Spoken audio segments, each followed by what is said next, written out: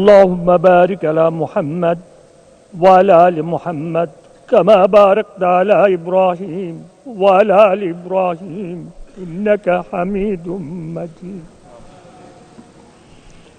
سبحان الله وبحمده سبحان الله العظيم ও মেহেরবান আল্লাহ, ও দয়াবান আল্লাহ, আপনি তো মেহেরবানি করে দয়া করে আমাদেরকে সংসদ দান করেছেন। আপনার রহমত, দয়া, আপনার মেহেরবানি আল্লাহ, আপনার শুকরিয়া আদায় করার মতো কোনো ক্ষমতা, কোনো যোগ্যতা আমাদের নাই।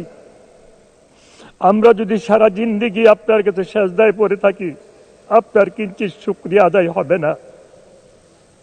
আপনি এই জালেমদেরকে বিদায় করে দিয়ে আমাদেরকে একটা সুষ্ঠু নির্বাচনের মাধ্যমে সংসদে এনে হাজির করেছেন।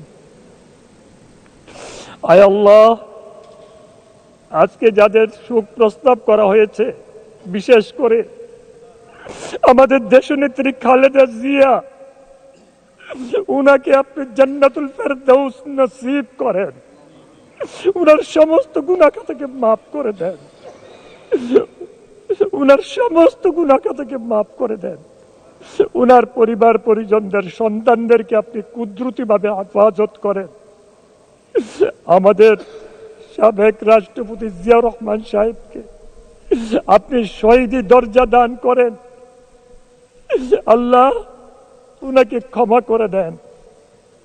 আয় আল্লাহ, জুলাই বিপ্লবে যারা নিহত হয়েছে, আল্লাহ তাদেরকে শহীদি দরজা দান করেন, তাদের প্রতি খাস রহমত নাজিল করেন, তাদের পরিবার পরিজনদের প্রতি খাস রহমত নাজিল করেন। আল্লাহ, তাদের পরিবার পরিজনদের জিম্মাদার আপনি আল্লাহ পাক হয়ে যান। আল্লাহ, জুলাই বিপ্লবে যারা আহত হয়েছে, আল্লাহ তাদের জিম্মাদার আপনি আল্লাহ হয়ে যান। আল্লাহ, তাদের প্রতি খাস রহমত নাজিল করেন। তাদের পরিবারের কি অবস্থা আপনি আল্লাহ জানেন। আল্লাহ গো, আমি তো দেখেছি মুরাদনগরে যে কয়েকজন শহীদ হয়েছে, তাদের পরিবারের অবস্থা কি আমি নিজের চোখে দেখেছি। আল্লাহ, আরো কত শুনেছি। আল্লাহ, তাদের জিম্মাদার আপনি আল্লাহ পাক হয়ে যান।